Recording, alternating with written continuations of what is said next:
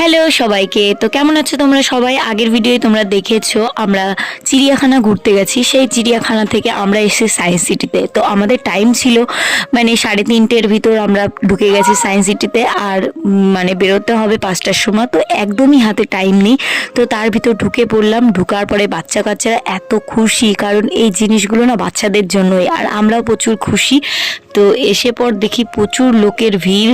তো সত্যি প্রতিটা জায়গায় এক একটা করে টিকিট কেটে ঢুকতে হয়। আমরা জানতাম না, একটা টিকিট কেটেছি, তারপর প্রতিটা জায়গায় গিয়ে টিকিট কেটে ঢুকতে হবে।